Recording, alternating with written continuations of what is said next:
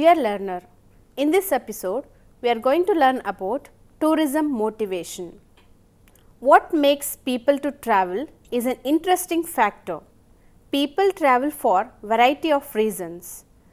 Mr. McClintock stated that basic travel motivations may broadly be grouped into 4 categories. They are physical motivation, cultural motivations, interpersonal motivations, status and prestige motivations. Physical motivation. These are related to physical relaxation and rest, sporting activities and medical treatment, all of which are connected to individuals' bodily health and well-being. Cultural motivations.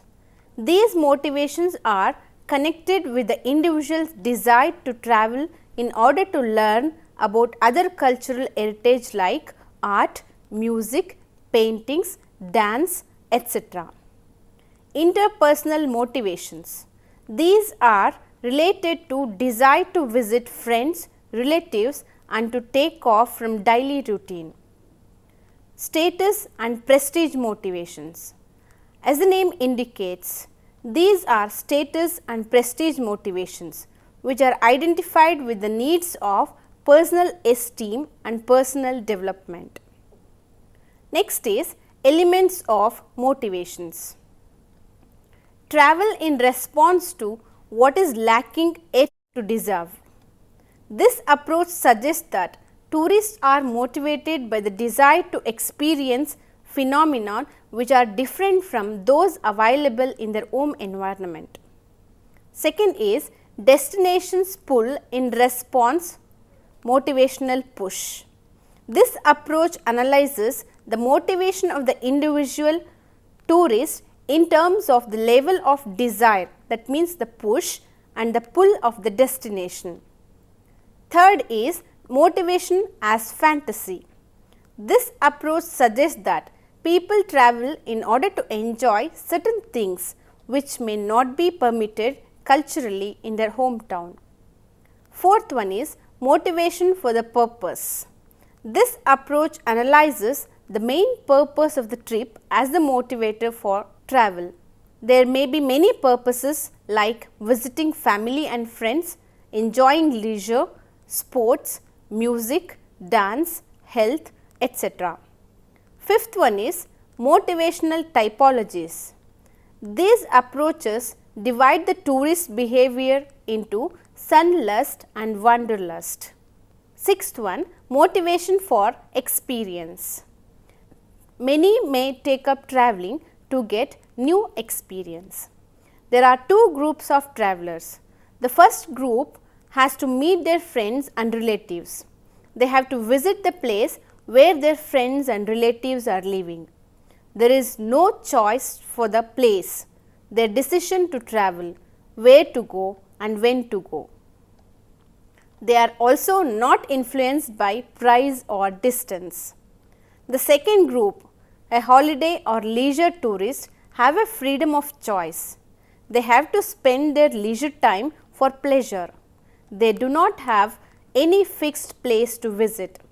Depending on the availability of time and money, they choose the destination. A person may travel for many purposes, of which tourism is one. The following are some of the important purposes for which a person may travel. First one, travel for pleasure. Getting away from routine work is one of the important factors for tourism. All persons like to have fun, excitement and some good time wherever possible. Pleasure is primarily a state of mind.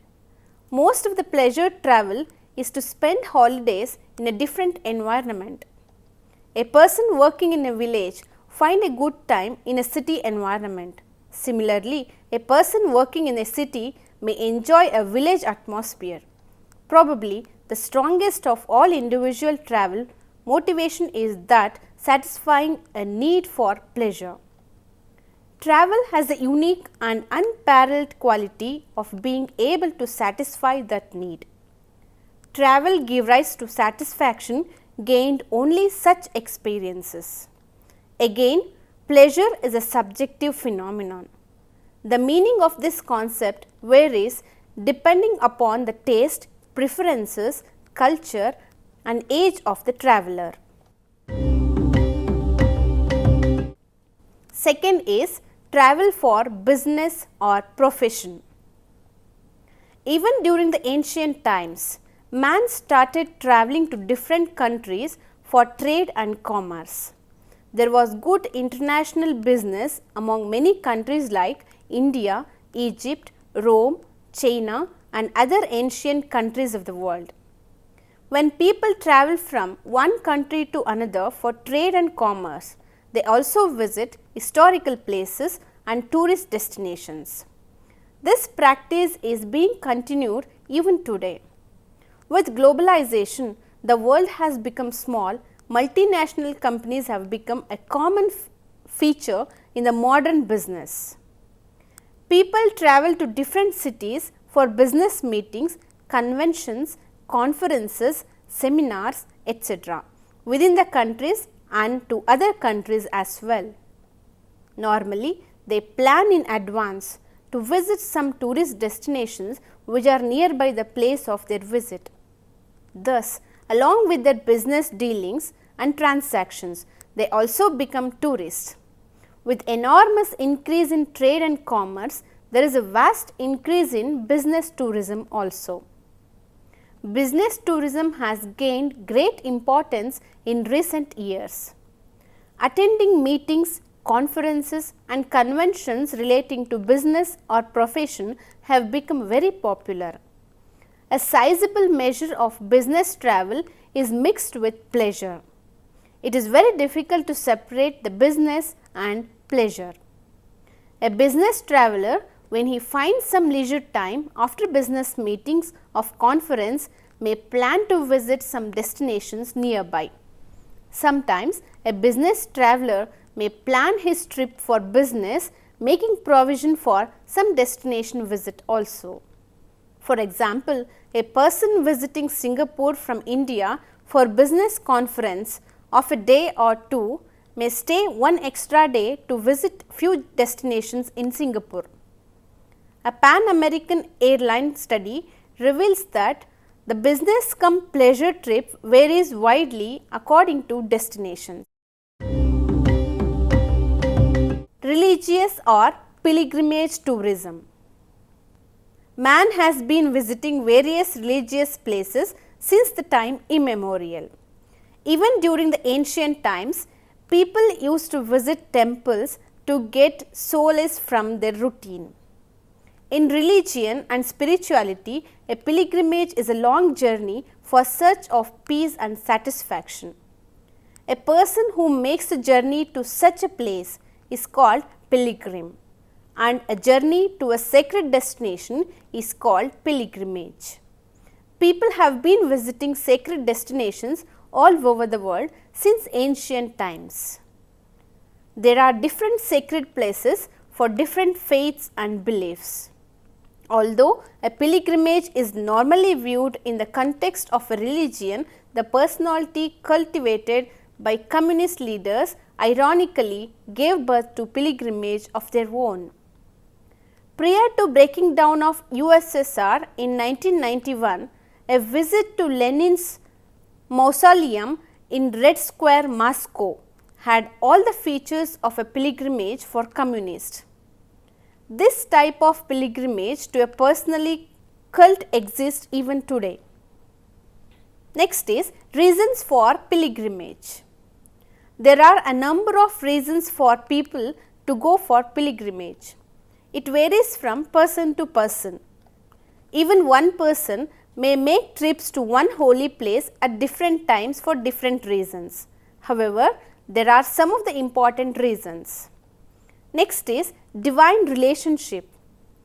One of the most important reasons that people of all faith go on pilgrimage is to develop a closer relationship with God or nature.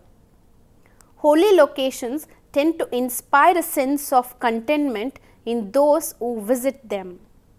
Emotions and thoughts can clear and crystallize the thinking when you visit such places.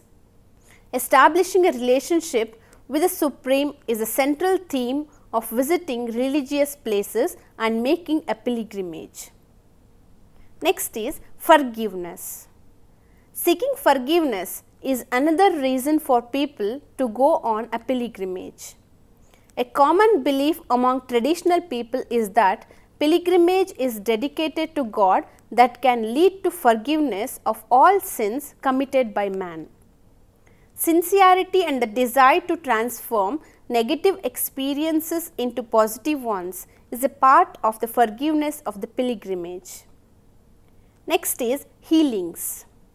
Many believe that holy destinations contain a healing energy. From the time of Jesus, people have traveled to sacred destinations in the hope of getting a spiritual and physical healing. Spending some time in a holy and peaceful atmosphere can have positive effect in our mind and body. Next is guidance. Many people seek guidance for a specific issue when they face some problems. To get some solution to their problem, they undertake pilgrimage. Many will get guidance in different forms in holy places when their mind is disturbed. Next is annual pilgrimage. Many people visit a sacred destination at least once in a year as family tradition. They go to the place of their belief and worship in different forms. Next is to achieve the life's goal. According to Hindu belief, the ultimate goal of a man is to get moksha, that means freedom from birth and death life cycle. To mediate and pray to God to achieve that goal, people may go to sacred destinations. Similarly, people belonging to Islam faith believe that one should make Hajj pilgrimage at least during once in lifetime. Next is personal transformation. Personal transformation is often a positive effect of pilgrimage. Visit to holy places give rest to person's routine work and refresh the mind, which can lead to self-discovery. The new vision for future is illuminated. Next, tourism for education and knowledge. This is an ancient concept. Many people travel to different places to get themselves educated. There were two international universities in India in ancient times. They are Nalanda and Takshashila. According to Hun Sang, the University of Nalanda provided free training for more than 10,000 students drawn from different countries of the world. The pleasure travel became very popular in Europe when holiday concept of tourism developed. Virtually all forms of tourism began for educational reasons. If we strictly apply the meaning of educational tourism, then all tourism is educational, because we will be getting new experiences and enrich our knowledge in every tourism activity. Mr. Ryan, in his book The Chase of a Dream and the End of Play, refers tourism as an educative process within the concept of sociological discussion. The historical references primarily consider tourism as an educative and adventure activity. Learning in a non-formal environment is more effective as well as attractive. Structured learning is perceived by the scholars as defining features of educational tourism. Participation in educational tourism enhances the communication and teaching skill among the teachers. It is proved by researchers that group learning has an edge over individual learning. Under the group learning system, effective and more meaningful interactions are facilitated. Even interaction with the local community can be better organized under the group concept over the individual. However, academic research into educational tourism has been very slow. A recent presentation of research papers by scholars in the international conference stressed the importance of establishing the correlation between tourism and education. Scholars agree that education facilitates mobility and in turn mobility results in tourism. People are travelling to a place to learn more about history and culture rather than just for pleasure. This educational tourism is not limited to students in schools and colleges only, but it covers professionals and executives of the company also. Many companies hold their brainstorming sessions and even regular meetings outside their place of work, mostly in some environmental friendly locations. Foreign students as tourists. The modern meaning of educational tourism is entirely different. In many developed countries, education has become a big business. The cost of education varies depending upon the state of development. In many developing countries, including India, the quality of education is competitive and the infrastructure is satisfactory, while the cost of education is very cheap. In many African and Middle East countries, the system of education has not much improved and the quality is not up to the international standard. If the parents send their children to Western Europe or USA, they have to spend 50 to 60,000 US dollars per year. On the other hand, if they send their children to these developing countries, they need to spend hardly 25 to 30% of this amount. As a result, every year thousands of students go to these countries to get their education. They also visit a number of destinations nearby. International educational tourism has been recognized as an important market segment in the tourism industry. The best way to conceptualize the educational tourism is to look at the broad range of activities. These include traditional educational institutions like schools and colleges, study tour trips, exchange program, company executives, off-campus meetings, etc. Next is problems of foreign students. There are number of problems relating to foreign students in any country. The culture, lifestyle, dress, food habits vary. Since during their teenage, the students are away from their parents and they enjoy too much liberty, it may have adverse impact on their career growth. There may also be ethnic problems within the campus. All these negative impacts have to be properly addressed to minimize their negative impact on the socio-cultural life of the host countries. Motivation for nature tourism. Urbanization has become an indispensable part of modern life. People will be fed up with congestion, pollution and other problems of urbanization like water, pure air, transportation and other basic necessities of life. People wants to have a change to relax from their routine. Nature is perhaps the most preferred and best destination for such a change. It gives us solace, peace of mind, rejuvenates both our body and mind. It is the most precious gift by God to humanity. Nature tourism may be defined as a visit to pristine natural destination. The study of indigenous culture and social customs has given a value addition to it. It creates several channels for education and employment of rural people. Man, as the most civilized, has developed a very close affinity with nature.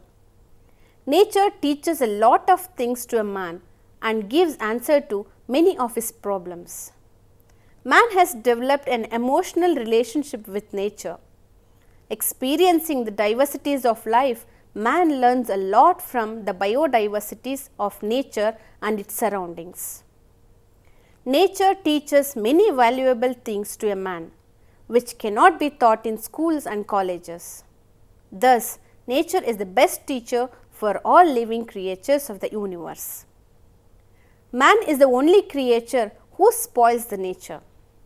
Nature should be preserved, conserved and protected.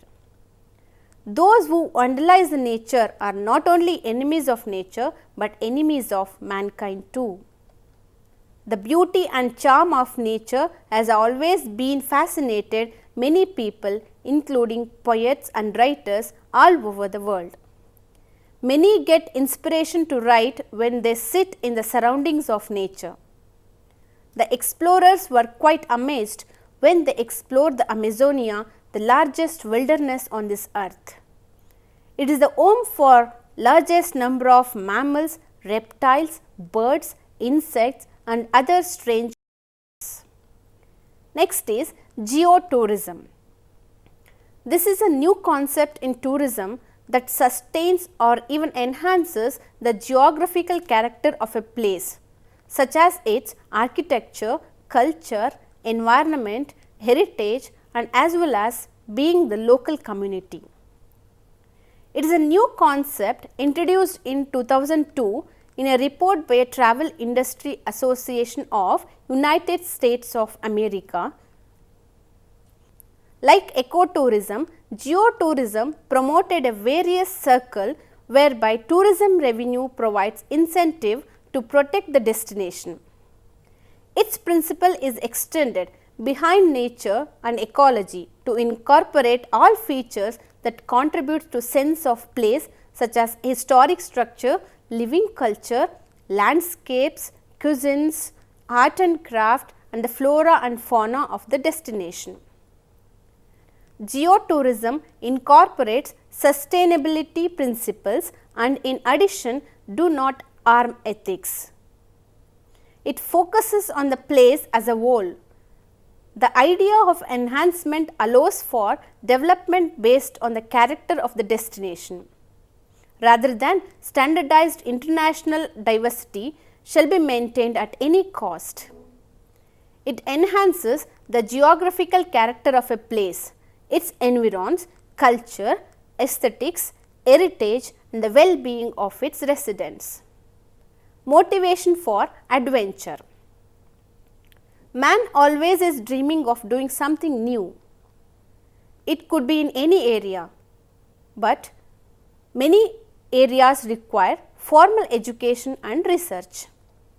Adventure is the one area which does not require a formal education, but proper training is essential.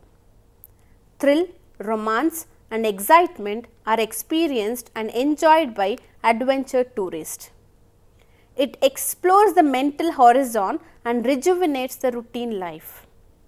Today, adventure tourism is vibrant, dynamic and fast changing sector with new variants routinely added into the possible experiences. Adventure offers opportunities to entrepreneurs in rural areas around the world. According to the global study conducted by UNWTO in 2013, nearly 70% of adventurers came from Europe, North America and South America. These three regions accounted for over $260 billion in adventure travel expenditure in 2013. Switzerland and New Zealand are the in adventure tourism activities. They are the microcosm in different types of landscapes. They have very good training facilities and strict laws regarding safety and security which is properly implemented. As a result, adventure tourism contributes nearly 51% of their GDP. Destinations around the world are focusing on adventure as a key niche segment because of its economic and sustainability benefits. All the stakeholders should understand that adventure tourism is inextricably linked with human and nature capital. Protection and promotion of these resources should be an integral part of adventure tourism. Any development of adventure tourism should protect and promote these resources. Next is motivation for sports. It is another area where people travel widely. Today, large number of people watch, participate and enjoy sports. Though the connections between sports and tourism have been long established, the relationship is now gaining global significance. Sports and tourism are very closely interlinked, and as globalization advances, new and exciting possibilities are opening to enrich the tourist experiences. Sports is acknowledged and potentially health enhancing activity for which tourism can be a catalyst. Healthcare, thrill, adventure and entertainments are the main motivating factors for sports tourism. Next is conclusion. Travel and tourism have become so closely associated with each other that in ordinary language, tourism cannot exist without travel. However, travel is one important part of tourism. Tourism is a wider concept and the meaning more than mere travel. In conclusion, it is evident that tourism motivations are influenced by many factors. Now, we can identify tourism motivations and the trend it presents in the growing of the tourism industry. Thank you.